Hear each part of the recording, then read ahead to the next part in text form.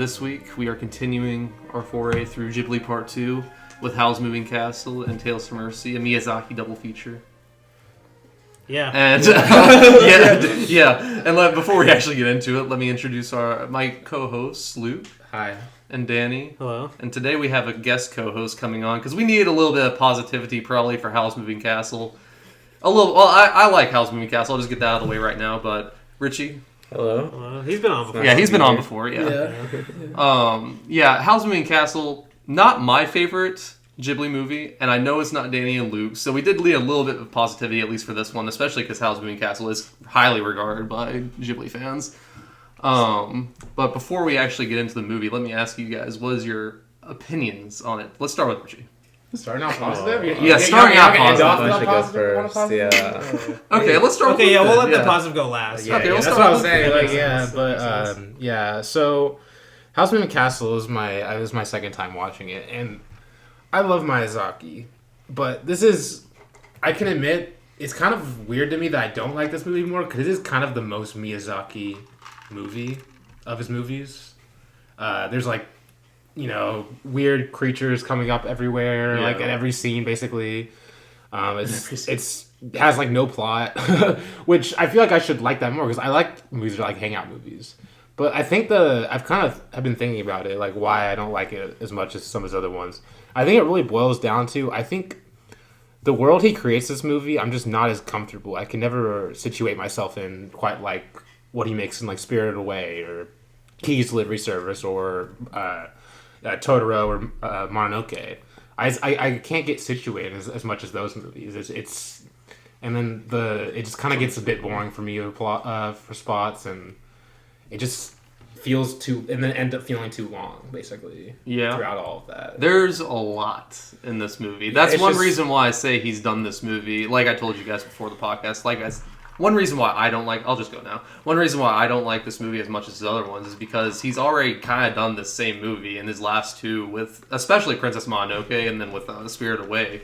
Just these big fantasy worlds where there's a lot of stuff going on. There's a lot of stuff in the background, especially Princess Mononoke. There's a lot of factions going on in Princess Mononoke. There's a ton of factions in Howl's Moving Castle. Yeah. It's just all this stuff happening in the background that he's trying to get you to understand with a lot of exposition. Yes. And that's where I think it bogs down a little bit. But Danny, what about you? Well, I kind of agree with you guys are saying. But I could also see why people would like that a lot. I do too. Especially if you know you're going to rewatch it a lot, where it's just you're almost watching it just for the little moments on screen, more than you care about the story being cohesive and stuff. But I think this my biggest problem just with some of Miyazaki's movie in general is kind of what Luke was saying, but where he said you would think this is a hangout movie, and you would like it more, but. It's like that at certain points, but then at other points he's trying to make it it's the end of the world almost, that kind of stakes. And it's he almost goes back and forth from it, almost just it's really jagged almost. I just prefer movies that just pick a side and do it, you know. And that's why Totoro feels for the even the climactic moment in Totoro is still very chill at the end of the day. It's just a floating bus takes them and it saves them basically. Yes. You know, I mean even Spirited Away is you could argue is more on that side of it's still That's why I don't like about Spirited Away much too, because it does we talked about in the last episode. Yeah. It feels the last 30 minutes just rushed in terms of how do we get a serious kind of third climactic act? Exciting. Exactly. Because we can't just end it in this bad that still feels more natural to me. That's what I'm saying. Spirited Away even feels more, at least because that has moments of where they're just chilling on the train, for 5 minutes and stuff. And that's what his strength in all his movies are. Just he's literally creating new worlds through animation. Yes. That's what it feels like, because they still feel they're tethered to reality in some way. But, yes. See, I definitely understand why someone would think that, but all those reasons are the reasons I like it. Luke said, it's the most Miyazaki movie, with little creatures and just it's chaotic, but it's in a way that I feel it's allowing Miyazaki to express his inner child, kind of. Yeah. He's definitely trying to get everything in it. Everything. He's not trying to leave anything behind. Yeah. And I just really buy into the world. Yeah, I also really like some of the side characters, too. Don't get me wrong. Except the fire. Yeah. I love the fire. I love the fire. He's so annoying. That's a bad take. That's so annoying. That is a bad take. Think about how awesome of a name Calcifer is. It is a good great name, but he's really annoying. annoying. The voice actor too is good too. The voice actor's awesome. Okay, but his character's annoying though. You're not getting the point. In a funny way though. It's just, that's the thing. Like he has he's supposed to be a comedic character, but he also controls the whole house, and he's like also like. All it takes is a fire, and all of a sudden the whole house breaks down. Like, no, it's like really, this is what's protecting this house right now. Like, it's like fire his heart. He represents like his heart or something. He is his heart. Yeah. Basically, they're connected. Yeah, but yeah, it just his roles don't make sense. Awesome. Like at all. Like, that annoys me too. Like he just it just feels like he'll add random moments. Like he did not think of a cohesive story. He's like, oh, what would be cool in this moment? Like, what's the most Miyazaki thing I can think of now? And it's like, oh, let's go to a flower garden. That's all amazing. Of a sudden. Like, like, that's incredible. Okay, I can see why you like. Imagine how awesome the storyboard looked. Like that's true. Oh, for sure. Oh, that's a good point. I want. Is there a documentary on this one too? Oh, probably. They have these like documentaries. You're like, I'm not doing it. I'm not watching this one. Well, I don't have the Blu-ray for Howl's Moving Castle. Oh, that says a lot because you have basically all of them. I have a lot of them. You have Go Panda Go. Okay. Yeah, you really called him out. Yeah, really called me out on this one. I don't have Tales from Earthsea either. Okay. But we should, Richie. You want to go overall? Why do you like the movie? I mean, you kind of said it, but is there any more you want to get on before we go? Specific? Well, I mean, specifically because I view animation as like an art form in its own right, and like the way that like the animation is in this movie is just crazy. Like the way he approaches it too. It's definitely one of his best animated movies in my opinion. Like the attention to detail, I guess is what I'm getting at. Like is really insane. I mean especially the castle. Especially the castle design and there's one shot at the castle that's like amazing where it's like chugging, it's like like doing like it feels alive. Like, he's so good at making things feel alive. Like he does do a good job. Like that's why the fire does feel alive. Like every character that you see, you just believe it right away. No, I like all the characters in this one actually. It's weird. I kind of agree with you. Like it's weird that I don't like this movie a little bit more. But before we actually get into the full movie, let's go through some production notes. Okay. So like Miyazaki retired again after Spirited Away. So they originally had. Do you guys know who Mamoru? This guy's like an NFL player. Yes, he is. I mean, he retires so many times. Ron Gronkowski. Oh, he retired after Brett Rises, but we have a Miyazaki coming out this year. Yeah, well, hopefully. They announced a release date, so they better fucking come out. No, yeah. It's coming out. It's coming out. But, so since Miyazaki retired again, they had to get a new director, and they were looking outside for the first time ever, like outside their studio. No one that had ever worked with them before. And so the director they actually chose was Mamoru Hosoda. Do you guys know who he is? No, I really want to watch Belle, though. Yes, well, Belle is... I haven't seen Belle yet, actually. But Mirai is really good. That was the last one I saw from him. Okay. Boy and the Beast is really good. Summer Wars and Wolf Children are considered two of the best animated movies ever from Japan, and I haven't seen either of them. I own both of them, though. But we'll do a series on him at some point because I really do like the movies I've seen from him. But he ended up getting... It was like kind of fired, kind of like he left because basically they were wanting him to make a Miyazaki movie. And he wanted to make his own movie. And so it was just creative differences, so they left. And Miyazaki was like, fine, I'll just do it. And so he came back in. The movie was still mega successful, obviously. I think it's still one of the highest grossing movies in Japan. But it was one of the first ones that had some actual like negative press and stuff like that. Like even Roger Ebert didn't like it very much. He said like he couldn't recommend the movie because the spectacle without meaning wasn't enough to make it like good enough to see. Okay, like that's what he actually said. Like spectacle without meaning. Honestly. Well, yeah, but I mean, he is like really well known. Though. I mean, he's not overrated. He's just one perspective. Yeah, just one perspective. Right about everything. I just really dislike his Taste of Cherry. Well, it means I can't. Just got one review. He's got good reviews too, though, and I think he went back on Taste of Cherry years later. So did he? I don't. Yeah, he had like he did a thing where he would go like 20 years later. He would go back and look at his old reviews and change them a lot. So I'm pretty sure he did on Kurosami, but that's another episode. No, but he was actually one of Miyazaki's like major proponents in the West before this movie. Like he gave almost all of his movies very high ratings. Until this one, that's the reason. That's the reason. I still don't really like him. I still don't really like him. Sorry to all the Roger Ebert fans. But no, that's basically all the production notes I had. Like this one, he wasn't supposed to direct it. He did come back and do it again. But let's get into the actual movie, and it opens with Howl's castle, just right away, basically. Yeah, quick shot. Yeah, just a quick shot of it, and then like Sophie is working embroidering hats. I actually really like this opening. Like, No, yeah, when she meets Howl for the first time, like it's just like really cool. Like it's basically magic infecting the normal world. And, like, I just like that about it. But... No, yeah, because this is another one. I don't know. Yeah, no, it's Kiki's delivery service where we see the world is moving on without magic, and that's a huge part in this movie too. Obviously, like the world is either not wanting to use magic or wanting to use magicians to further their own gain. As we'll see in the movie, like how eventually Hal gets called by literally every faction to come fight. And the Iraq War, I feel like we should. Yes, no, too. Yeah, it's. I mean, yes, the 9/11, the Iraq War is one of the reasons why this movie exists and why it's made the way it is. But then we first see Hal. Yeah, that's what you were saying. Yeah. We first see Hal saving. Yeah, because it's like those two creepy. Yeah, he's just like two creepy guys trying to like rape her basically. And the way Hal gets her and then like takes her to the balcony or whatever, like makes her fly up and stuff, and then he's like, oh, wait here for me, and it just like disappears basically. Like I thought that was so cool. Yeah, but. And then we get the next major thing that happens is the Witch of the West comes and basically turns Sophie old. Like that's the main crux of this movie, and honestly.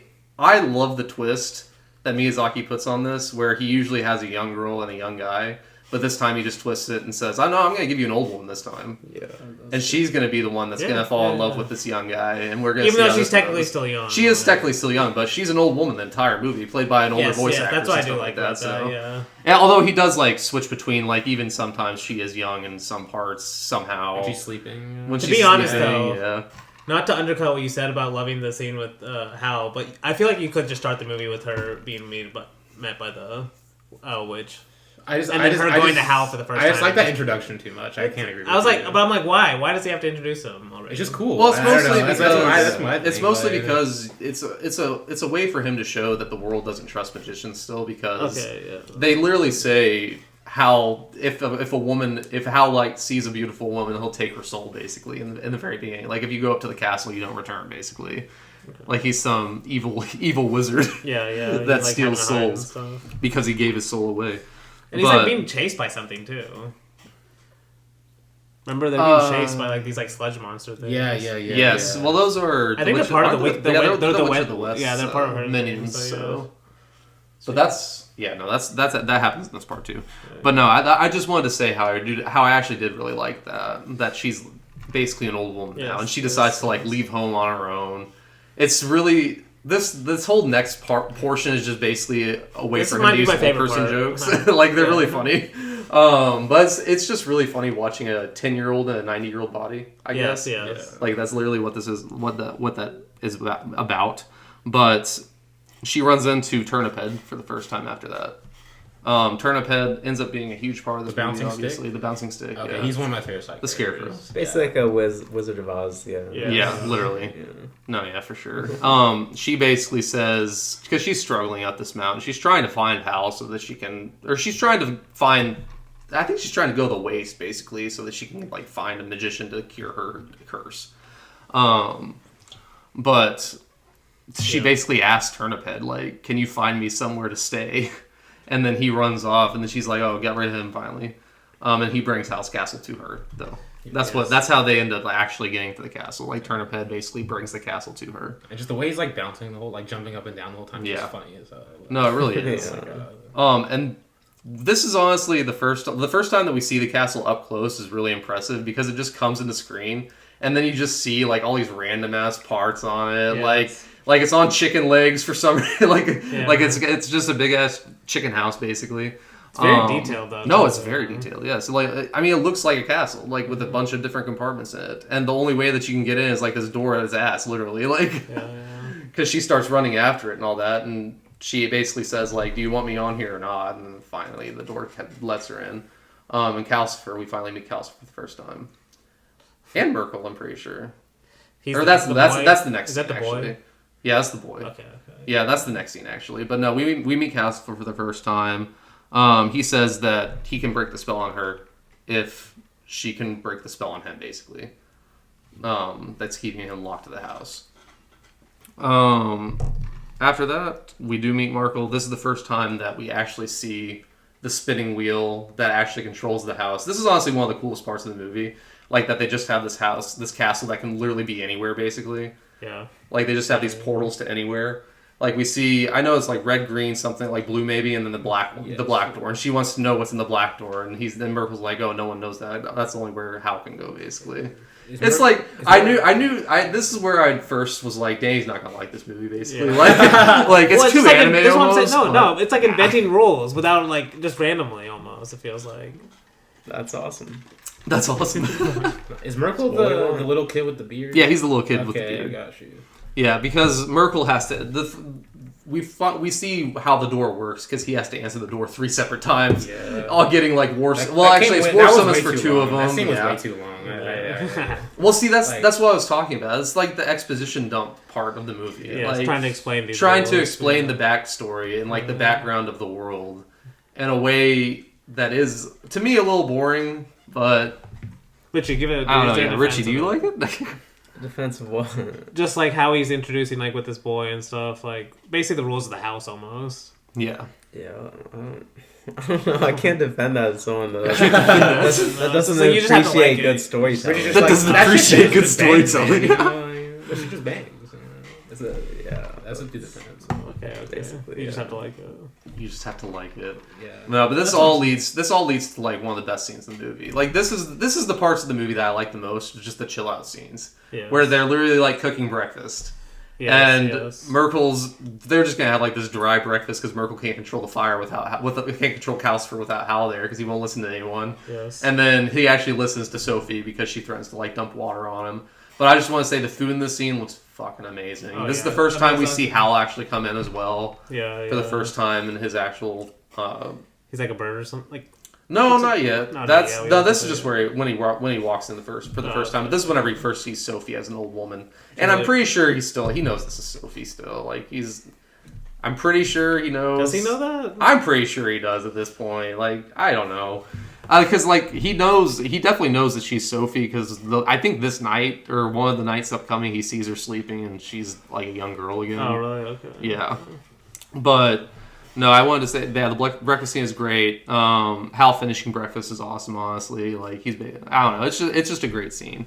And then we have all the cleaning scenes. See, this portion of the movie, like I said before, is my favorite parts, like where nothing's happening, basically, except just them in the castle together.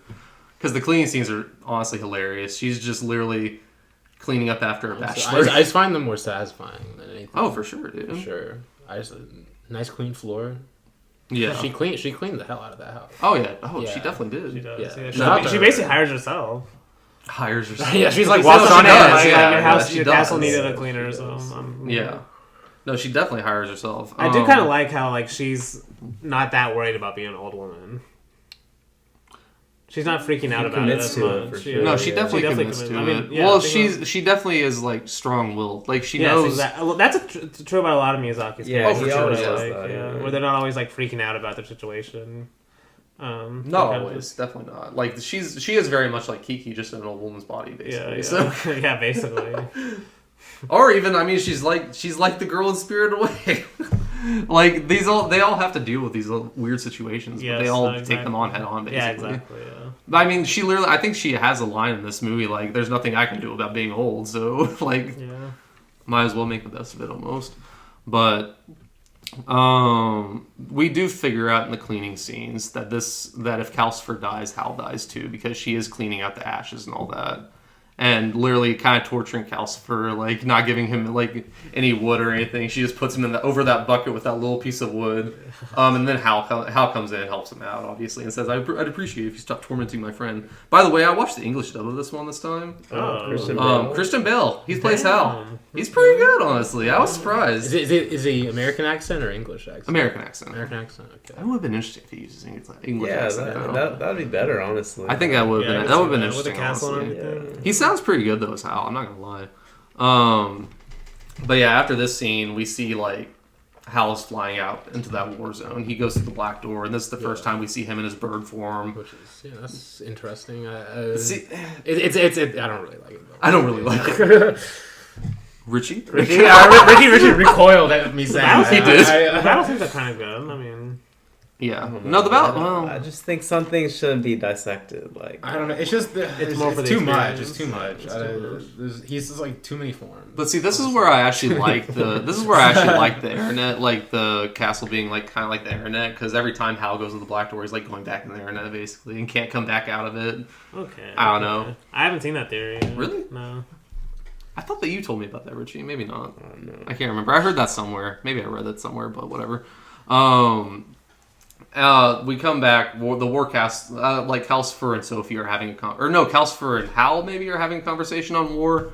It's a little on the nose to me. I don't know. It's like literally just like it's more exposition on like war's bad, and I mean Exactly. yes, But it's having to be explained through the dialogue directly because like, he's like worried people wouldn't get it. Yeah, well, because he comes like Hal comes back in his bird form still, and we figure out like every time he basically becomes this demon, he has a hard time becoming human again. Yeah.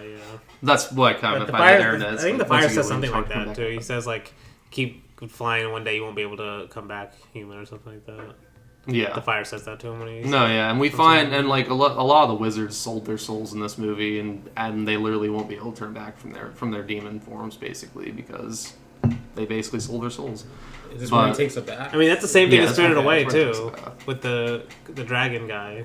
Yeah, Haku. Yeah, it's like he won't. He's being used. The dragon's being used by the old She's lady. controlling his true name. Yeah.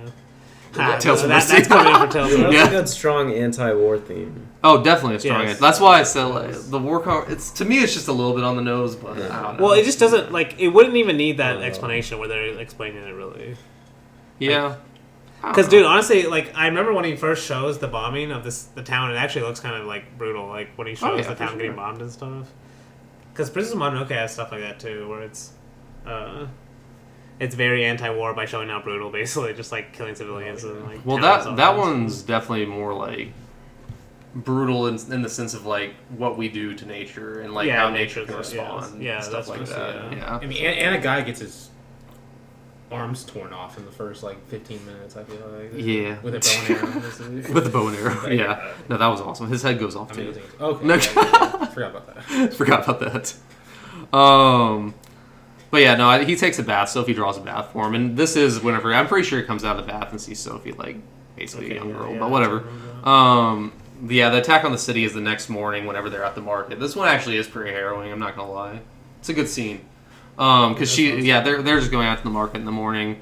It's honestly played like really scary in the moment, but then they just get back to the castle and we get like we immediately just get a joke. Honestly, one of the better jokes in the movie, but like Hal's hair color changed because she had like rearranged everything in his cabinets, and so now he's got like he's literally like fucking he's an edgelord dude. He's an e-boy. Like Definitely. Dude. Yeah, that makes sense with the internet thing you're saying. Too. Yeah, no, that for sure. Yeah, because he comes out Miyazaki predicting. Okay. Okay, because he comes out as a ginger and then his hair just keeps on changing color. He's like, I'll never be beautiful again. It's more orange than ginger too. He comes out saying like, I'll never be beautiful again. And that's whenever Sophie kind of like runs away literally because she's like, I've never been beautiful in my life. Like, what do you have to complain about? Honestly, but saying this, it makes I don't like the tonal shifts in this one as much. Yeah. Where, like, you just pointed out how it's, like, a brutal war scene, then it's, like, a comedy scene with his hair changing, like, really the next scene. You know? Yeah, and then it goes back to, like, being super dramatic. Yes, Sophie saying, I've never been beautiful in my life and running away, literally. Yeah. And then it's... this might be a little later when it's, she's the one that has to go talk to the king to convince... That's a little later, but this next part of this portion is one of the reasons, like, why I don't love this movie that much. It's because like Sophie is literally just used as an emotional crutch for Howl. Like because she runs away because Howl made her feel like shit. And then Merkel comes back and says you have to help Howl, he's so depressed. And then she goes in and just sees him like literally dripping away basically. Basically like it is him. I actually do like this visual storytelling of like despair dripping off of you, and if you touch it, and if someone else touches that despair, like it sticks onto them too. Like that does happen in this scene. That's pretty. I do like that part of it, but I don't like the part of like he literally made her feel so bad, and his hair, all that happened to him is his hair changed color, and he thinks he's not beautiful anymore somehow. Honestly, that makes this anime boy. Yeah, honestly. But it's like basically she's only in support of him for a lot of the movie. Yeah, so, and I'm pretty sure they literally say like Merkel comes out and says like Hal's throwing a tantrum, please come and help. Or maybe that's what she says, like he's just throwing a tantrum. Actually, that's what she says. Yeah. I wonder if Miyazaki is saying like he's Hal or something. I mean, possibly. But right after that scene is whenever he talks to her about like being a coward, and basically sending her to the king. Yeah. Doesn't she take him up to the back? Wait, no, that already happened. Yeah, that was in that last scene. She did take him up to. That's whenever I was talking about like, whenever you touch someone with despair, okay, like, it clings on to you. Because and then she like there was one, she was like they were carrying him up the stairs and his towel fell off basically. Yeah, that's his towel fell off. It's a weird one. Well, it's like weird. It's weird because she's a 10-year-old, but she's 90. So it's a moment. Richie's just shaking his head. Can't defend that.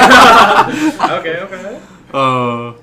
But yeah, like I said, Hal talks to her, and he basically asks her to go to the king for him, and to say like your son's so cowardly that he can't even show his face to you to like, so he won't be of use to you at the war. Then we get the scenes at the palace finally. This is the net. I honestly really like the arrival at the palace. The palace looks amazing. Yeah. Because we just see it appearing like this huge thing in the distance. But then we do meet the Witch of the West again, or the Witch of the Waste, not the Witch of the West. Yes. It is fucking Wizard of Oz. No, I'm just kidding. But yeah, the Witch of the Waste is like super fat. Yeah. I don't know why. It's a weird design. It is a weird design. I mean, it is very memorable too, though. And I kind of like how she's set up as the main villain, and then she just like is not the main villain. She becomes a lovable character. Yeah, by the middle of it, like starting with this scene too. Yeah. No, yeah. There's. I mean, that's another. It's another problem I have with this movie, where it's like he has villains, but then nothing happens with them. Basically, like. She is a really bad person, but then do you feel bad for her eventually because she becomes just like a side character where she's also an old lady like her, basically. Well, and there is really no bad guy. Maybe that's his point. Like war has no bad guy really, or everyone's a bad guy kind of. I don't know. But yeah, walking up the flights of the stairs with the Witch of the Waste is hilarious because you just see how much she's struggling to get up there. Well, both of them, but you see the 90-year-old just smoking her, like smoking this witch. Smoking this witch. I thought that was funny. We do actually meet another great side character in this, which is the dog. Yeah, Ein. the dogs are awesome. The little dog. Yeah, she thinks he's Hal because Hal told her that he would come. Yeah. He would be following behind her. The dog that was like couldn't go up one of the stairs. I was like asking for like for help. Yeah. It can't bark. The dog actually ends the war at the end. He does, yeah. He saves the day. Yeah, he's a spy. He's a spy for the other witch. Yeah. Putting that into words is hilarious. Yeah. He saves the day. He saves the day. But yeah, we have the walking up the flights of stairs, like I said, the speech with the King's Head sorceress, while simultaneously, we do see the Witch of the Waste get her powers taken away right before the speech, though. But with Madame Solomon, we figure out that this was like all a trap. I don't remember what the speech is exactly about. It's basically just her. It's her basically relaying like Hal's just a coward and can't fight for him. But we figure out this is all a trap just to lure Hal here. Yeah. And Hal does eventually arrive, disguised how was as the this king. A trap to lure Hal there when it was their plan? Well, we figure out it's just a trap to like take their powers, literally. Like it worked on the Witch of the Waste because she's been waiting for this invitation for years, like an invitation to see the king. Oh, yeah. I'm just saying, like it was a trap for like the wizards and the witches because just to take their powers. Okay. Like Madame Solomon wants to take their powers away. Like she wants to take Hal's powers away. Okay. We figure out that he was like one of her best apprentices, and then he sold his soul to like a devil. Basically, is what she. See, thinks. I barely remember this. Yeah, it's just this is the point where it's so I think she explains all this, right? She explains all this in the scene. Yes, that's what part of it. This movie just like really convoluted. Yeah. Well, there are a lot of exposition dumps where it's just like where it's they're leaning on like the character design basically. Yeah. Well, for sure. Don't say it like that. In a good way. It is in a good way. I mean, the animation is one of the best animations. Because she takes them through this weird dream sequence. No, that's not a weird dream. That's whenever Hal comes back. It's like their battle, basically. Okay. Like that's one of the parts that I thought you would hate because it's like so anime. But I don't know why you keep saying that. Anime is a lot of things. The anime's not like one thing. So. But I'm thinking the anime you think of. No, okay. Like Satoshi Kon's anime. I mean, yeah. Paprika has some really good fight scenes. Yeah, it does. Oh yeah, for sure. It goes extreme too. No, but this fight scene, I actually like it. It's got great visuals for sure. And we basically figure out like how just needed her to come here just so he could have the courage to come there. Yeah. He basically needed someone there to promote emotional support, an emotional crutch per se. It's so annoying. But they get back to the castle. They do end up escaping.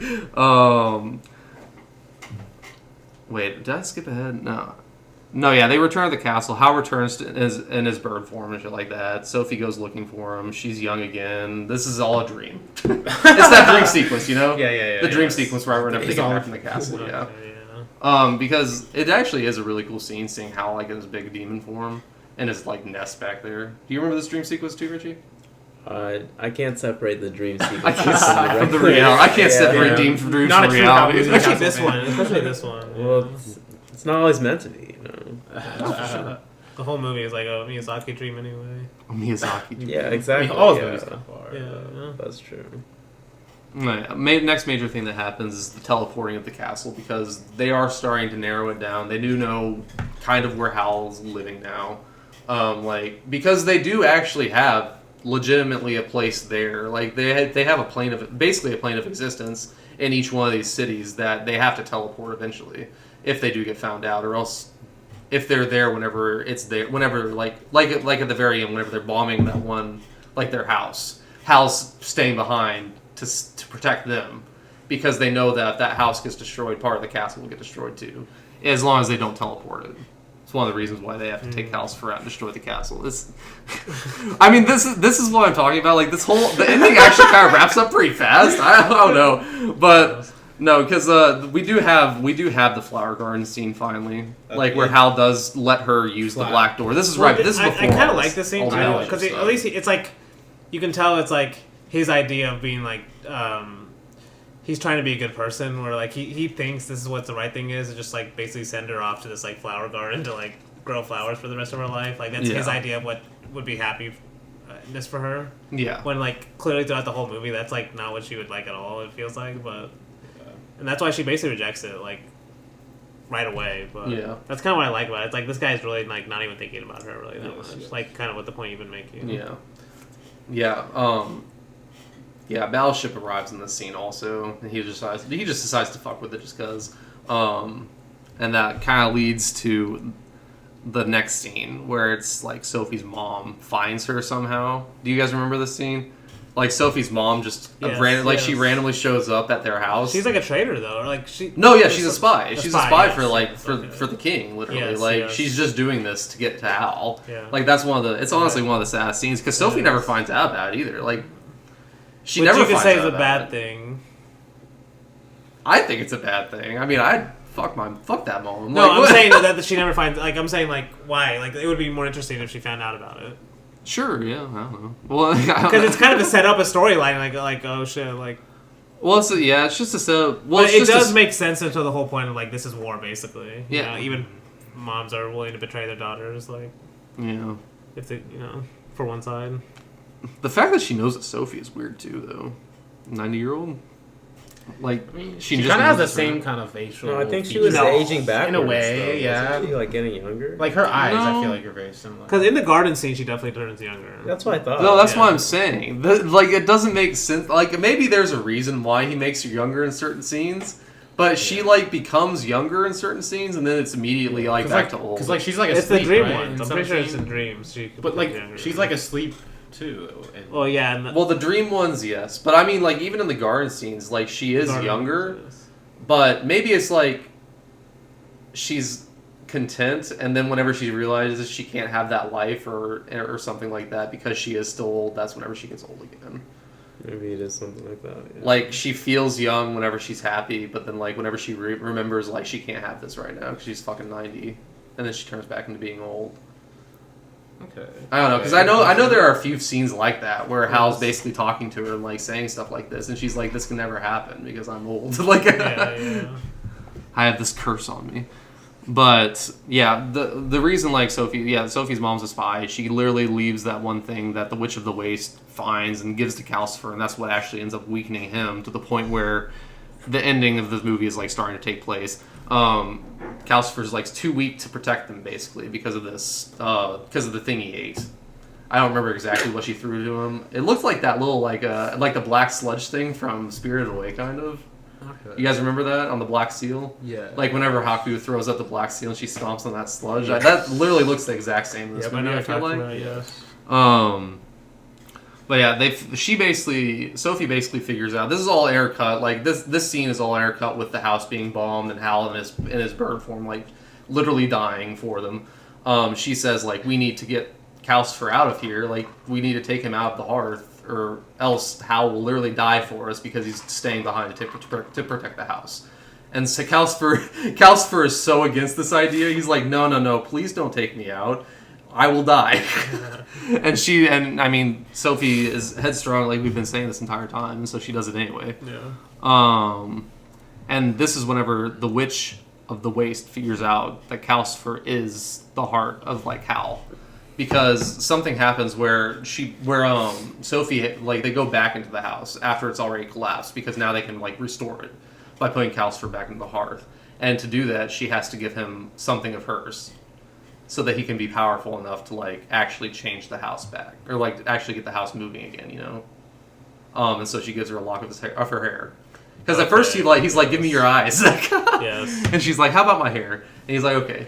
And then he like, this is whenever he gets like super huge, and this is whenever the Witch of the Waste sees inside of him, like Hal's heart is literally inside of him. Okay. That's the fire that's burning. It's the fire. Okay. Luke's laughing behind his hand right now. Like, sorry, I just whenever you try to explain the plot to this movie, it's so funny. It really is all about visuals. It really is all about visuals. Though, it does. Even though it is a lot of exposition, like it just the rules matter so much, but they're introduced so fast too. Yes, basically, that's what it just annoys me. Yeah, well, because the Witch of the Waste taking Hal's heart is so stupid to me. I don't understand. Especially since she's like really old and fat at this point. Yeah. You know, it's like not even really old and fat at this point. Hal's not gonna want you, bitch. No, I'm just kidding. So what Sophie decides to do is just dump a bucket of water on it. Yeah. Solves the problem, I guess. I mean, somewhat. But it causes the castle though. Yeah, it causes the castle to fall or to like break apart again, and her part of the castle falls into the ravine. I'm pretty sure she has Ein with her still. It makes no sense how she survives this. Oh yeah, definitely not. No explanation. It's like one moment it's like, oh, it's a dramatic scene, like she's falling off the cliff, like the ship, like the castle broke in half basically, and she's falling down. And it says like she falls, like it like looks like she falls really far. Oh yeah, for sure. And then it just cuts to her just like sitting there fine, like getting out of the wreckage basically. Unless I'm forgetting something. No, you're not. That's how it happens. Yeah. That's like Richie. It is how it happens though. It is. Richie, what's your defense? It's just the vibes. But I mean, I agree with the vibes in the next part because it doesn't make sense why this fucking works. But she still has the ring that points to Calcifer, which is, now we know it's literally Hal's heart. Yeah. So it points to Hal. And it's pointing to just this black door. Like, it's one of the doors from the house, and she just walks into it, and it takes her to the past. This is I love the vibes of this scene. I love the vibes of this scene. That's the thing. That's the thing. I love the vibes of this scene. Doesn't make fucking any sense. Any sense logically, but whatever. Yeah, it also helps. It also helps the score is so good too. Oh yeah, for sure. I'll do it perfect. Definitely. Yeah, because at least this has cool animation too. Like because this is a callback to the flower garden scene actually, where he takes her to the place where he basically studied as a child. Because the dream sequence happens with him in that same yard, or in that same like open field, with just a beautiful meteor shower honestly falling, and then you just see Calcifer literally fall right there, and that's how she figures out like what happened, like how literally he eats Calcifer, like eats a meteor basically, and that's how they become one.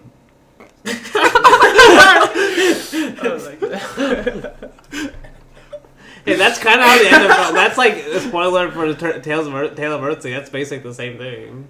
I mean, kind of, yeah. No, Tales of Mercy and Howl's Moving Castle are the same fucking movie, I think, basically. But like, okay, you have to explain that too when we do the next one. I don't know. I can maybe see what you're saying. I can maybe see what you're saying.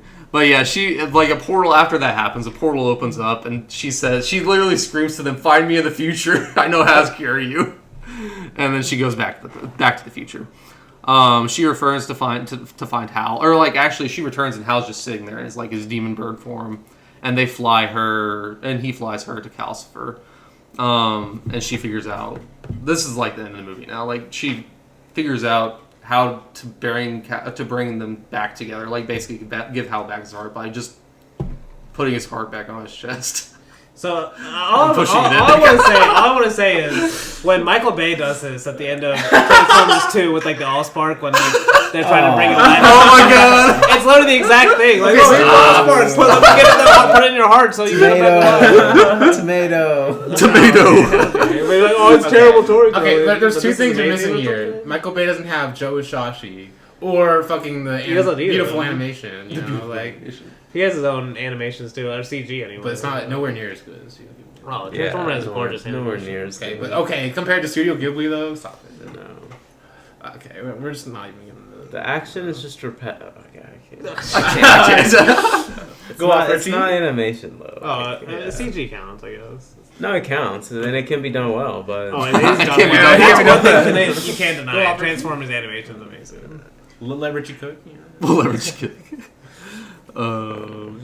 But basically he brings Howl. No, that's basically the ending. Turnip Head does end up saving them because they do start falling down a ravine again somehow. He does end up saving them, and she gives him a kiss in return, and that's what breaks his spell, revealing he's the prince that's been lost this whole movie. This is the dumbest ending. No, this might be the dumbest part of the whole movie, honestly. It's like, of course, this guy's a prince. That's perfect. Bro, talking through that movie's so funny, dude. Oh, it really is hilarious. Like, yeah, because right after she puts the heart into Hal's chest, I actually forgot about this, but Calcifer literally flies out as a star. He just goes like, "I'm free," and like flies away. He's gone. He's out of there. He's gone, but then he comes back anyway, and they're all in the house again. But before they two. They're on a flying castle now. Like, how can you not like this? I don't understand. I mean, I don't love it. Honestly, I wish I loved it more. Like, I wish I liked it. There are parts of this movie I love, for sure. You'll come around. I don't know. One day. I've watched it 2 times at this point.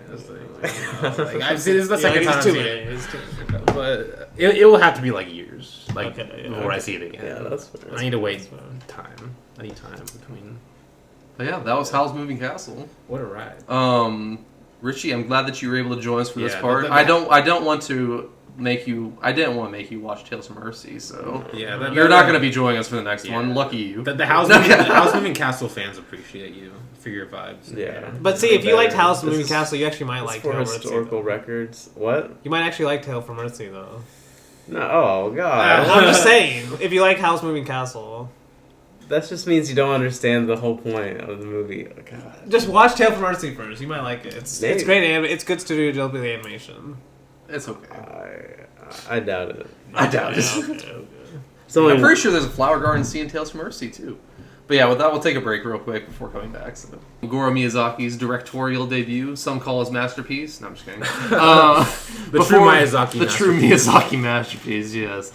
Before I get into some production notes, which are honestly fire for this one, I'll ask you guys quickly, what are your opinions on this movie? Let's start with Luke. Mine are pretty brief. Okay. It's just, this movie, we're going to say it like probably a million times, but it's just really bland to me. Yeah. Just boring, honestly. It's just there's no like, it's just generic. There's no like innovation, I feel like, with this movie at all. It's just a general fairy tale. Yeah. But it isn't really done in a very interesting way, in my opinion. And so yeah, it's kind of the worst type of movie. It's the type of movie you forget about, which I've already forgotten most of these movies. Since I watched it on Tuesday, I should have watched. I was thinking about watching it after House of Castle, like later in the week, but I was like, no, I'll rewatch House of Castle later, you know. Yeah.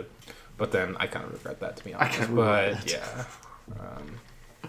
Danny, I kind of agree with Luke. Like, I do think it has some good animation moments. I mean, I agree. More like, I think you were going to mention this production notes, but like this is Goro's like first time doing film or anything. Right? Yes, like it's his first. It's his first cred on anything. Yeah, it's more like it feels just like the story kind of just disconnected in a lot of parts and kind of just. There is a lot of walking, but it's just like walking to random scenes after random scenes. It feels like at times. Yes, but I do like some of the themes in it. Throughout, I do like. We'll talk about I mean, we're gonna get to the beginning pretty soon. Yeah. But it's one of the themes of just like it's kind of under the surface and it's not there that much in the movie. It would be more interesting if he talks about it more. But like the idea of just him killing the movie starts with him killing the father, and no explanation. That's kind of what the movie's about. And then there's no explanation ever at again. the end. There's no explanation at the end either. It's like, I just killed my dad. I just killed my dad. I'm going back because of this inner rage. Yeah. But yeah, he's like, there's like two sides to him, and one of them is like.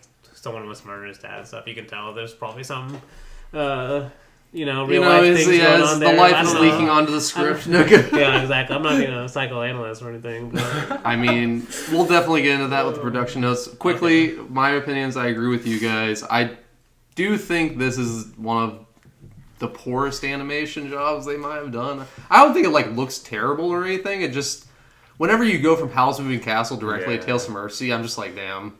You can see a difference. It's almost like he's making... his characters themselves don't look very good to me. It looks like a caricature of a Ghibli character, almost. It's very obviously it's not Miyazaki or Takahata anime. Yes. It's... Oh, for sure. Yeah. He's just not that experienced, it feels. And if you're a fan of fantasy like I am, I've read a ton of fantasy novels. I love the fantasy genre. This is just the most fucking basic story ever. If you've read any fantasy novel, or if you've even read the Tales from Earthsea books, what this was based off of, it's the exact same thought. You know what's going to happen. I read someone's review where they said that he's basically adapting 3 of those novels into the one. Kind of, yeah. Tales from Earthsea, we'll get into production notes, is mega popular in Japan. It's on, it's kind of, I don't know the exact book sales, but I know it's pretty close to Lord of the Rings and Harry Potter and stuff like that in Japan. So this is a pretty mega popular franchise in Japan. And Miyazaki was trying to get the rights, Hayao Miyazaki was trying to get the rights to I have to say Hayao now. Hayao Miyazaki was trying to get the rights to this for his first movie, even whenever he was about to set out on his own in the 80s. But since he wasn't established or anything, the author didn't want to give it to them. And so after making all these movies and stuff, they finally... Damn, the author's regretting they did. Him and Toshio Suzuki went to America and talked to her. And the author said, the only person I can see doing this movie is Miyazaki. and then she figured out... Wait, not that Miyazaki. Not that Miyazaki. Whoa. No, yeah. Then she figured out that Hayao was retired. Because he retired again after Howl's Moving Castle, by the way. But... one reason Miyazaki himself said he didn't want to do not Howl's Moving Castle. He didn't want to direct Tales from Earthsea either, is because there's a lot of Tales from Earthsea in his other movies. He's already been he had a Tales from Earthsea book just on his bedside table, or on his nightstand all the time, apparently, because he loves the book so much, or some of the novels so much. But so he's already taken a lot of these elements and put them into his stories, and we've seen that in a lot of these movies. That's one reason why this movie feels like a caricature almost of a Miyazaki movie, but it is a little darker. That is one thing. It is a little bit darker. Yeah. It doesn't feel like a Ghibli movie in that way. But yeah, the author she ended up not being very happy with this movie at all, obviously. But Goro got the job primarily because of Toshio Suzuki. People might think it's nepotism, but if you know anything about Ghibli, you know that Hayao Miyazaki hates Goro, basically. Okay, he doesn't hate him, but he's not a good father. Yeah. It's very obvious Hayao Miyazaki was not a good father, and Goro has even said, if I had to give marks, he would get 0 as a father, but he'd get full marks as an animator. Damn. And it's because he always was at the job. He literally never spent time with Goro, which is one of the reasons why Goro was actually happy to take this job, because he actually got to be with his dad, kind of. But but Toshio Suzuki was the main one that wanted him to do this. Goro never had, like we said before, he never had any background in film, which is the reason Miyazaki didn't want him to do it. He's like, why does this guy get the job whenever we have other more qualified people? And Toshio Suzuki stood up for him, basically saying he's the one that designed our Ghibli museum, because he was an architect in landscaping before this. That's what he went to college for. He designs parks and all that. and so he actually designed the Ghibli Museum. And apparently, you're not allowed to take pictures or anything inside the Ghibli Museum. Like they actually they don't allow that at all. So we don't know what it looks like, obviously, but everyone that goes there fucking loves it. So apparently it's designed really well. So that's what gave him the opinion that Goro can make a good movie. It's not great. Maybe I would get that if like the stuff in the Ghibli Museum was his design, but like it's probably not. Well, he designed just how the museum is laid out. And how it's laid out. Yeah, okay. Like he designed the building. Like not like the obviously not what went in it, but I don't know why I thought that, but yeah. Still, I guess it's a weird reasoning. I still don't understand why Toshio Suzuki really wanted him this bad to fight for him and stuff. But when asked why Goro, Suzuki at like a panel at some point, Suzuki literally quoted Porco Rosso and the conversation Porco and the girl had there whenever they were talking about like what makes a good pilot, and she's like, "Is it experience?" And Porco was like, "Experience? No, it's inspiration." and Suzuki was confident Goro could do it. Like that's. Oh, I know Miyazaki was sick. Probably. Oh my god. Yes. Now we get to the best part of the story, the screening, the test screening for just the Ghibli staffers. Apparently during this is actually in the documentary on the Blu-ray. I didn't watch it because I don't own the Blu-ray, but in the documentary, apparently Goro and Miyazaki have like a shouting match, like because Hayao like called him in to basically scold him about the production, and Goro like stood his ground. Like, that sounds more so like yeah, the it movie. felt so like apparently the atmosphere in the screen was a little like. What's gonna happen basically, and like partway through the movie, Hayao just walked out to smoke a cigarette and never came back. Came back in. We need Goro to make an Autumn Sonata. Yes. You guys have seen Autumn Sonata. I have not seen Autumn Sonata. But it's about basically Bergman putting himself in his like children's perspective of him being away as an artist. And the like emotional trauma that it came on his kids basically. Oh, okay. So in a similar way, we can get something Goro, like that from Goro. Yeah, Goro needs to do something like that for sure. Yeah, you guys need to watch it though. Great. But when asked about this, about like why he didn't come back, or basically like what his opinions on the movie, he said it felt like he had been sitting there for 3 hours. Oh my god! He said he saw his own child. He said he saw his own child, and it felt like he hadn't grown up. And he said it's great he made one movie, but with that he should stop. Oh my god. Like, oh my god, man. Like, fucking brutal. Apparently Goro never heard about that, because the only thing he really heard about... I mean, I'm sure he's heard about it since. Yeah. But the first thing he heard from Hayao was Hayao literally sent him a letter. Then, like, after the screening, and a Ghibli staffer, like, delivered it to him. And he said... And the letter said, the movie was made in an honest manner, and it was good. Which I actually do agree. It was made in an honest manner. Like, I do think you can feel like honest as in like Goro is coming at with his best. Like, he's offering his best that he can do at this point. Like, I don't think he's trying to do a bad job. Obviously, like this is the best he can do at this moment. I'm just getting the mental image of Miyazaki walking out. Like that's so funny. So good. Oh my god. Oh my god! Like, just the quote of like, it's great he made one movie, but with that he should stop. Like, oh my god! He apparently said that with the guy that made Secret World of Arietti too, which we aren't going to be reviewing on this, but yeah. But with that ends the production notes. Honestly, hilarious production notes. Oh my god! Honestly, okay. One more thing: Tales from Earthsea was very popular in Japan. Okay. People didn't. It was very divisive. Because, like, just imagine, the last thing you saw from Studio Ghibli was Howl's Moving Castle. And then 2 years later, Tales from Earthsea comes out. Like, but see, it makes more sense if people already had a backstory with all the characters and stuff, though. Yeah, but that's one thing. Like, the author... Like, I can see people just being like, oh, I like seeing the animation of characters I already know. Versus, like, I don't know anything about these characters, where that's why it feels way more like just random, you know? Yeah. Where they're walking just random scenes, because... But, like, someone who knew all the characters from reading the books or stuff, like, they would just be like, oh, it's something I already have in my head, I'm just seeing it visually now. Yeah. So, like, it's different. I can see why it'd be more popular with the audience that already knows all the characters and stuff versus us. No, yeah, it made a lot of money, but... Yeah. But, I mean, it still wasn't, like, highly regarded. It's not... It's known as the worst Ghibli movie, like... Oh, really? Yes. Easily. Well, what do you think is the worst? You don't want to hear that. No, I want to hear it now. I don't know. Say it. Say it with your chest. a lot of them are tied, honestly. A lot of them are tied. They're all Okay, they're all no, they're Miyazaki not. No, they're movies. not. Yeah, you have a least favorite. Stop backtracking. Stop backtracking. I don't know. We're ranking them at the end, maybe. Yeah, we'll rank them. Or at least top 5 or something. No, we'll rank all of them. Just for this. I'm gonna be coming back to this podcast and remembering it. So, but with that, we can actually get into the actual movie as much as we can because it does start off pretty interestingly. Like the dragons are fighting and Yes. okay, Dragons are cool. No, dragons definitely cool, and it's pretty brutal. Like their fight is pretty brutal. Like he literally rips the dragon's throat out. Like one of the dragons rips the other dragon's throat out, which is not something you typically see in Ghibli movies. Yeah. It is kind of stupid how like this is how or like I don't know the reasoning behind all this. Like the dragons are there and then they're never there until the very end of the movie again, basically. Yeah, so it's like they only realize they have dragon powers at the end. yeah, it's just like well, I kind of like the beginning of like they see it as trouble because dragons are fighting again. Yes.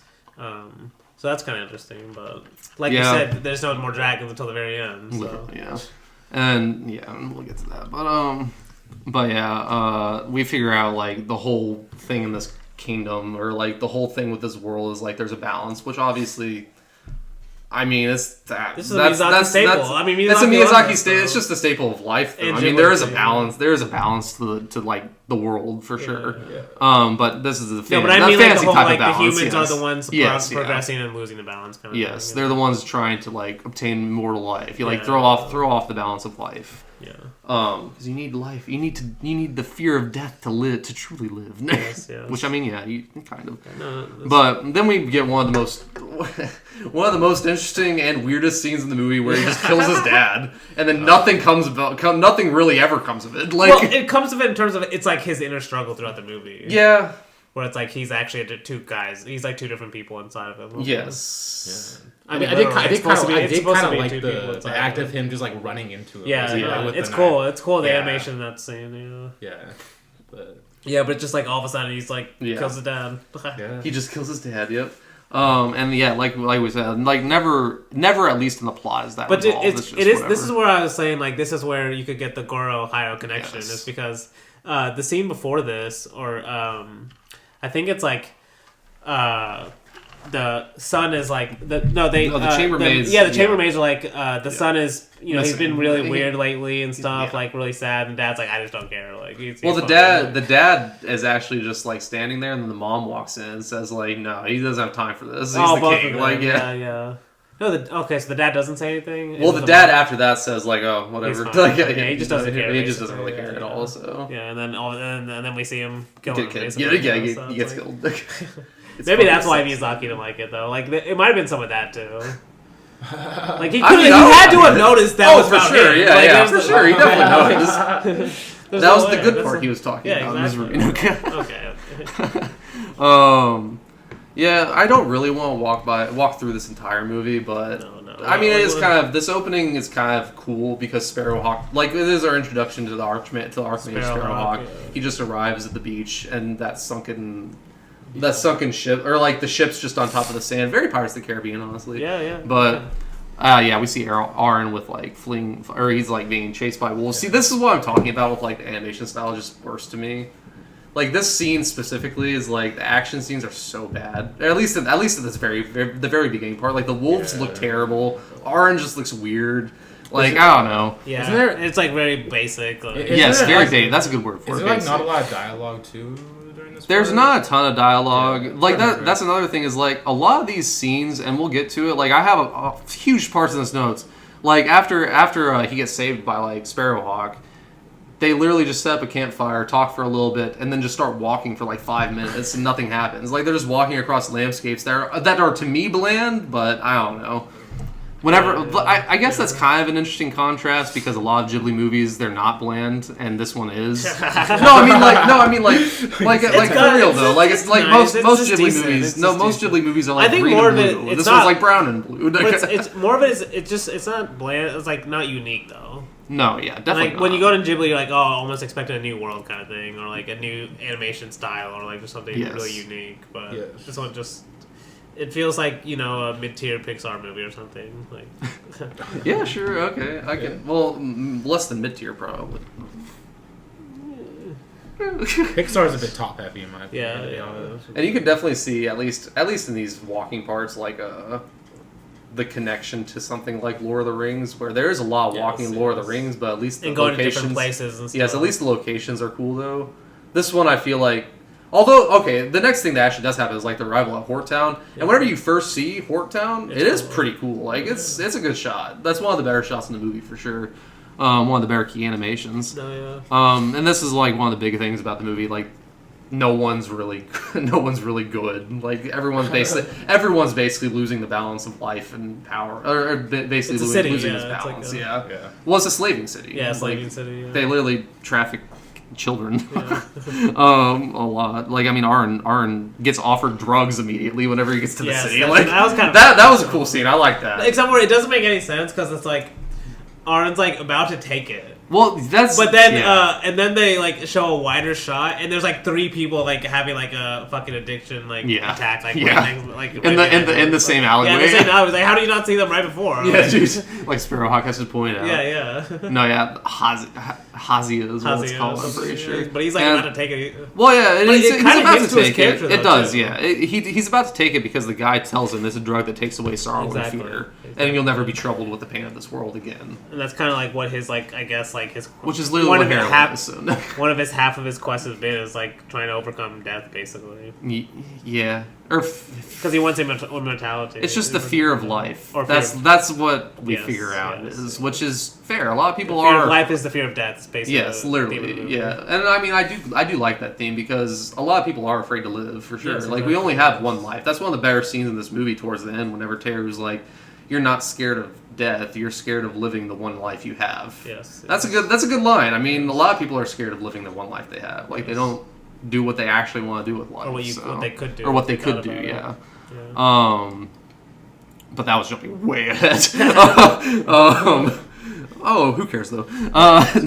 But one of the next major things, like we do get introduced in the city to Theru, which is another kind of emotional. This is kind of a pair with the Howl's Moving Castle, where she's just kind of an emotional crush for her, and like that's what I was just. That's thinking literally what she is. When you mentioned the end too, when she's telling him like what his purpose is and everything. Literally, yeah. She's literally just there, kind of for him, which is one of the problems I have. One of the main problems I have with this movie. Like Teru could be a good character. Like she has some interesting moments, like I've already said, and she's apparently a dragon.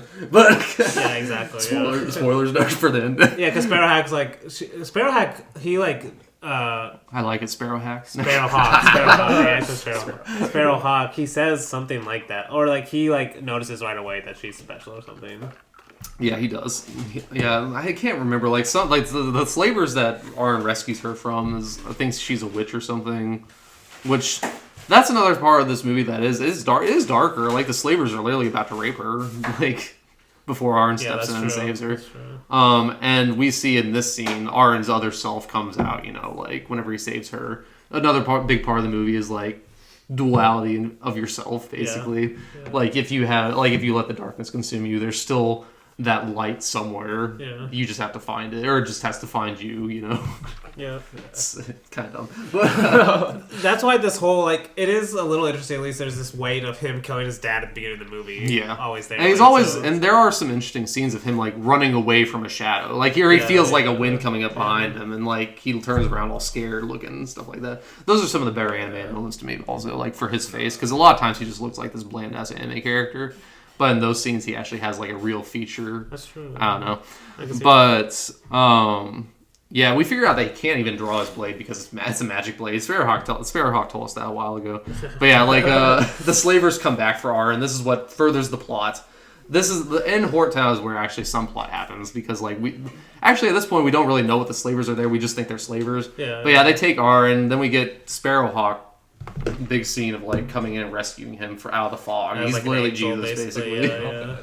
Literally Jesus. And that leads us to meeting Tenar, which is the herbalist lady.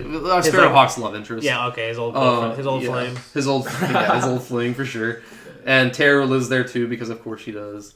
Of course she does. She's like taking care of the. Yeah, she's like, we figured out that Tenar rescued her from an abusive family and stuff like that before, which is part of her backstory and why she doesn't or like hates anyone that hates life. Like Aaron does, because that's like the one thing that makes her hate him is because like during that scene where he's saving her, he's like, I don't care about my life. I can die. I can give a shit. and then later on, he's like, I don't want to die. But yeah, Aaron has a nightmare after that.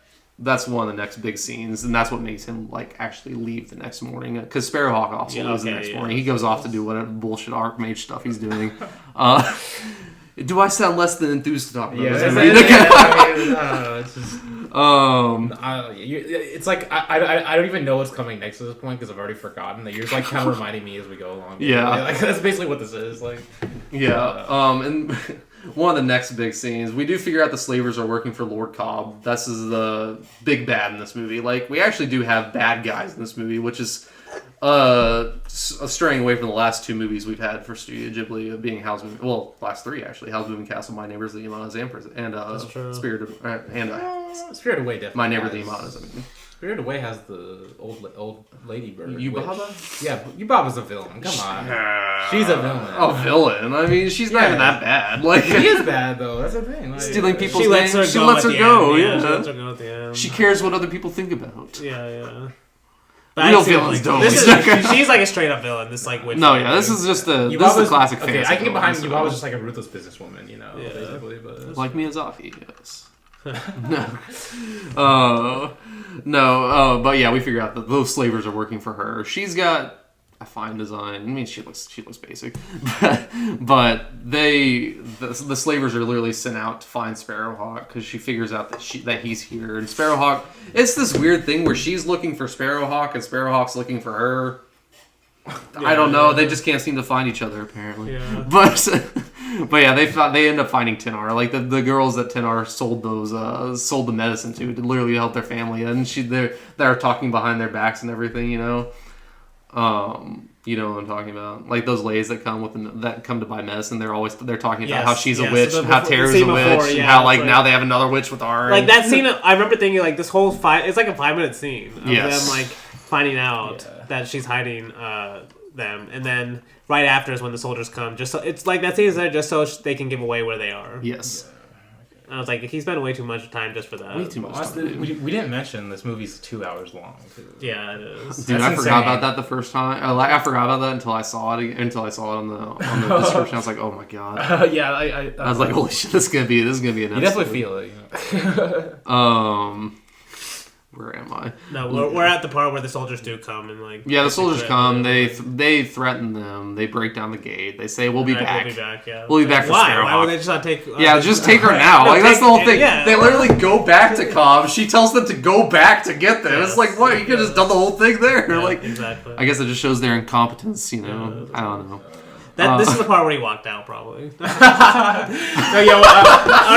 a good. We should guess when did. When did he walk out? Oh man, I think it might have happened before this. Honestly, like the fucking 10th scene of them just walking across an empty landscape. I was like, you probably walked away, but I thought. I don't want to hate the walking parts because I could see why if someone had read the books or something, they would like those more. But there's this one part, and I know we talked about this last night. You compared it to Bellatar, which fuck you. What? It's not that's not what I said. It's not the same at all. That's not what I said. Because they're literally just walking on this horizontal plane. They're walking on dirt, just like brown dirt in your face. And there's clouds above. It's like, what are we doing? I was like, the way Blake was saying it was like, this is exactly how someone would criticize Bellatar.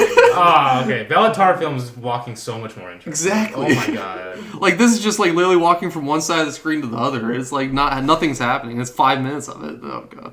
Okay, not actually 5 minutes, but feels like it. We get Sparrowhawk going back to the city because Aaron lost his sword. He's trying to find it because he knows it's going to be it's a key piece of the movie. So he has to go back and find it. We see the slavers are looking for a wizard now because they know what he looks like. He has a scar on his face. And whenever they turn him around, you see his face just change into that old man, which honestly reminds me of Merkel and Howl's Moving Castle changing his face into an old man. I don't know. No, I like that scene. No, the scene's pretty good, honestly. And whenever he turns back around, he's all normal again. The shopkeeper's really like creeped out about it. But yeah, the slaver. Wait, where am I? It's where the wizards and the. The slavers come back to take They come back and They take her. Take both of them. Wait. No, yeah, they take her, leave Theru, Arn's run away. Yes, yeah. That's what happened. Arn ran away. Because he had that nightmare of sludge, which that's going to be Cobb. I didn't realize it this time watching it at the time, but whenever you see Cobb at the end, like her villain form, that's literally the sludge he's messing with in that part.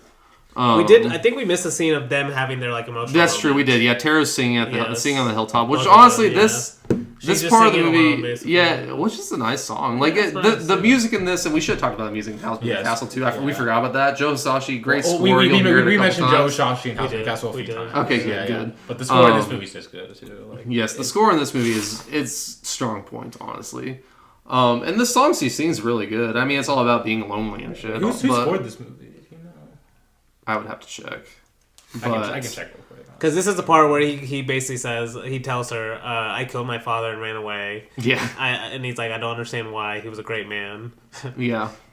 I was like, I can see, He's like, and I'm pretty sure in the scene he's literally like, I'm not worthy to carry a sword. Exactly, which is literally just like, the parallels to real life are just the composer was Tamiya Terashima. Okay. I don't recognize any of the other movies he composed, but yeah, he did a good job. He did a good job.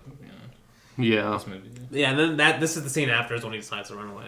The scene with Teru on the hilltop, it's like weird because like I don't understand why at this moment she decides like, okay, I'll let you talk to me basically, and not run away or not be mad at you. It's just kind of weird. We did miss a scene earlier whenever they're eating breakfast, also talking about true names, just because that is a big part of the movie. Like the true names thing, that's the first hint at it. Where like, well, maybe not the first, because actually the very first scene of the movie, we have that wizard saying like why don't you call them the seas, or like the ship captain telling the wizard like, why don't you call them the seas? And he's like, I don't know their true names. Like, okay, I forgot about. But yeah, no, that was just a throwaway line at the very beginning. But yeah, the part at the breakfast table is where they actually talked about it for the first time. But regardless, we see Arn ran away. We see he's pursued by his shadow by his shadow self. Yeah. And he drowns. And air quotation marks. And we see cops watching.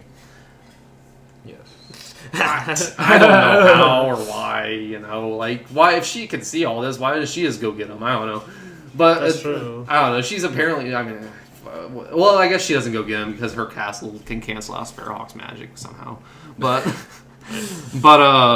yeah, because this is simultaneously cut with the slavers coming back and taking Tenar and tying Teru up to the post and saying like, tell Sparrowhawk we took her basically. But yeah, Cobb goes to where Arn is, takes him back to the castle. The shadow she can actually see his shadow, which is one of the weirder parts of the movie. Maybe because she's actually at that brink of between life and death that she talks about later on in the movie. Because she's trying to find. She tells Arn later. Actually, this is coming up soon, so I'll just say it now. But she tells Arn, like, Sparrowhawk is trying to gain eternal life and to trust her, and she makes him drink that like liquid, and he does it for. Arn's a stupid fucker. This guy, stupid motherfucker. But he's too. That's what she was saying too. Like there is like her whole point too is right. Like he has that in him. The whole like the darkness, the darkness basically. That's I guess what she can see the whole movie. But he has that edge in him. That's why I mean he was literally about to take that drug right away. He was, dude. He was very open to taking heroin. I mean, he's Hal's cousin basically. Yeah, He's got the edge lord in him. Yeah, so he definitely has that edge lord in him, man. Yeah. Because in this scene he gives her his true name, which is Lebanon. Yeah. Fire name. No, it's a great name. I mean, sure. I mean, Lebanon's a state, or it's a country. I mean, a city. I don't know. Wait, is it a city? It might be a city, actually. Yeah. Sorry to anyone who's offended by that. We definitely offended some people. But yeah, the Archmage returns. This is we cut from that scene. The Archmages come back. Meets Teru like halfway through. Gives her the sword. Says Arn's gonna need this. Stay here. Which, I mean, I don't know why he gave her the sword if he's going to find Arn, or it's like he knows where Arn is. Just take the sword to him yourself. Don't leave it with Teru. But maybe he doesn't know where Arn is right now. I'm not sure, but whatever. He arrives, finds that Cobb is waiting there, and then like he finds out that Arn is there. Controlled by Cobb. Yeah. Arn for a second you think he kills him like the same exact way he kills his father. Like it's that same shot, but you see he's just like grabbing his arms. It's kind of a dumb moment. but the speech with Aaron is actually pretty good about like he's kind of telling him the same thing Teru's going to tell him in a second. Of like you're just basically afraid of life, and Aaron starts crying and stuff like that, which is honestly one of the weird parts. Like he has to listen to Cobb because she knows his true name, but he can still like feel emotions, like real. You still emotions. understand what they're saying. And yeah, stuff. still like he's still there. It's just like I don't know. It's one of the weird parts of the movie. But yeah, Sparrowhawk gets captured and thrown into the dungeon along with Tenar, his girlfriend. But this is actually getting to the parts of the movie where I don't hate, which is Teru actually coming to the castle and seeing Aaron's shadow for the first time. Like she follows Aaron's shadow to the castle because he leads, or it leads her there, and she just thinks she's following Aaron at first.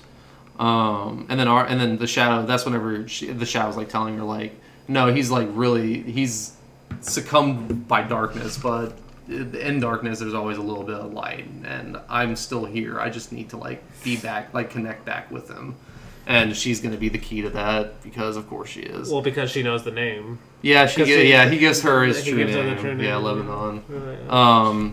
Yeah, because we get the next scene. Like she gets in the castle. She actually sneaks in the castle because the guards were like, or the slavers were stupid and left the back door open again. Yeah, it makes no sense how easily she gets in. Yeah, she gets in super right easily. into like where she has to. Well, it's like so funny that Cobb's in this giant castle and she's just her and like 4 slavers, or like 6 slavers. Yeah. But yeah, the scene with Teru and Aaron is the scene I was talking about right before Richie left of the flower garden scene, basically, because they literally tell each other, like, she tells him his true name, or she tells him her true name, he tells her his true name, or she knows his true name already, but whenever they both say it at the same time, like, they go to that fucking flower garden field and let the dragon flying above them and everything. That's where the dragons come back a lot. The dragons come back, basically. Because she's a witch, so like... we don't know that yet. Like she's still kind of normal at this part, but yeah, at this part, Aaron basically he's found himself because of a woman. Yeah. But they go to save Sparrowhawk at this point. And this is literally just the end of the movie. It's like I'm pretty sure it's just like 20 minutes action scene basically. Well, she like it's kind of creepy the way she her like the witch turning evil and stuff, like when she gets like progressively worse, like more creepier and stuff. Yes, well, yeah, because like we said, she got him to take that liquid because she said Sparrowhawk was looking for eternal life. Whenever in reality she's the one that found eternal life, basically, and now she's broken the balance for her. And I guess it ends up being a him. Like, he's just been using magic. Yeah, he's been using magic to make himself look like a young woman. Yeah, because he's trying to also take Teru's body, too. Yeah, well, he's just... I don't know if he's trying to take Teru's body. For a second, we think... Or, like, take her spirit anyway. Well, he's just trying to kill her, basically. Or not trying to kill her, but basically not trying to die, because Aaron can't... like, literally him finding himself is what let him draw his sword. Kind of another stupid part. Isn't there a shot of like a really cool shot of the night sky and the stars and stuff? Yes, there is a really cool shot of the night sky and the stars. There's a couple parts of that I'm pretty sure because that was also whenever Sparrowhawk and Aaron were talking at the very beginning of the movie in the campfire. There was a shot of a really starry night sky. I like those shots. Yeah. But I think there was another shot recently where in this that's happening some part in this where there's just like a meteor shower. Yes. Basically. Or maybe that was Howl's Moving Castle actually, but was it? Okay, I just remember there being a cool shot. Yeah, the meteor shower is Howl's Moving Castle actually, but regardless, this he actually does like he frees Sparrowhawk and Tenar whenever he severs her arm. Like this is what I was talking about. Like the movie is a little darker. It has darker themes. It actually does have some gore and stuff that aren't in other Ghibli movies, a lot at least. Like Princess Mononoke has gore, obviously, but outside of that, that's probably the only one that actually has gore, any gore in it. Besides maybe Nausicaa. Yeah, maybe Nausicaa has it, but I mean not a lot though, because Nausicaa's not really fighting a lot of humans. That's what I was saying. Like the end of this one, where she gets her hand cut off and her face, like she just like starts basically becoming slime. I mean, it almost looks like what Howl's depression state looks like, like a sludge monster kind of. Okay, well actually we forgot Grave of the Fireflies is like That's different type of gore. That's different type of gore, though. Yeah, that's not gore. Like bloody gore. It's a different type of gore. It is. Well, it's it depends on your definition of gore. Yeah, like it's just starvation. It's like a different word. Like, it's dark though. Yeah. It is definitely dark. Yeah. Yeah. But yeah, this is what you were talking about. Like after he does all that, like Cobb takes Teru and literally kills her, or we think at the time he kills her because I mean, like the whole platform basically sunk under, and Aaron's trying to get back up, and then he's literally just squeezing her harder, and then he's like, "Oh, she died," and then just starts walking away. But then this is whenever we realize, like, this is just, like, the biggest Deus Ex Machina. Like, she ends up being... I don't know if she ends up being a dragon, or just because they told each other their true names, she's fine. But, like, she's fine. No, it's definitely implied that she, like, because of the scar and everything, she's, like... She's a dragon or something, or something. She's connected to the dragon or something. Yeah, she isn't really dead. She sends Cobb... this is part of my notes. She sends Cobb back to the shadows by turning into a dragon. And that's literally what happens. She literally just turns into a dragon and fucking blows Cobb away with fire, basically. Or with the fire of light. Yeah. And then... Hell yeah, man. Sunrise. Sunrise. The sunrise shot was actually pretty decent. The very ending is... No, they fly off into a literal sunset. No, that's not how it ends. That's not how it actually ends, no. That's like right a little interesting, where Aaron says he still has to go back to face the consequences of killing his father and stuff. But, like... So it's at least half interesting where it's like, I wonder what happened. I feel like that part's literally just thrown in there because he's like, "Oh yeah, I killed my dad." Yeah, I mean that's all. I didn't resolve this at all. I should just throw in this line here. Yeah, it's never resolved. No, yeah, because that is how it actually ends. Like he says, he has to take responsibility, and I guess that's the whole meaning of the movie. Is like he's grown up to the point where he realizes like he has this one life and he's gonna live it. But first, he's done things that he needs to pay for first. Yeah, exactly. Daddy issues the movie. I mean, kind of for sure. But yeah, that is Tales from Earthsea. Honestly, not a good movie. Obviously, if that didn't come through already, my opinions on this movie. But it's just like Luke says, just blah. You know, like all of us have said, it's just boring and kind of blah.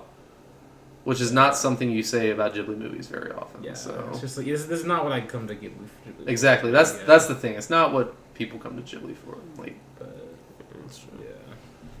But yeah, next week we are actually doing our 50th anniversary, or 50th episode special. Yeah, and Luke, why don't you explain this? We're gonna explain it more next week, but we're sort of revisiting the Oscar categories episode we did for our pilot episode, the first episode, and yeah, we might have a guest on it too. I'm not sure who, but yeah, it's just gonna be an episode where we just kind of talk about movies in certain categories. We get to talk more generally about movies. And maybe do some, just kind of reflect, I guess, maybe a bit too. So, Yep, we will be coming back to Ghibli after the week after, but just a little break for our 50th episode. We had to take a break after Tales from Earthsea, you know. No, I'm sorry. Well, see, the next two, I should stop kicking Goro while he's down. I feel like we've just been bashing him, but. Well, I mean, I feel bad. He had a perfectly good career in architecture, and he just decided to be an animator all of a sudden. I don't understand. He's not very good at it, but hey, I'll have whenever after next week we are going to get from Up on Bobby Hill, and I am excited to watch that one again. Okay. But until next week, we hope to see you floating through the clouds.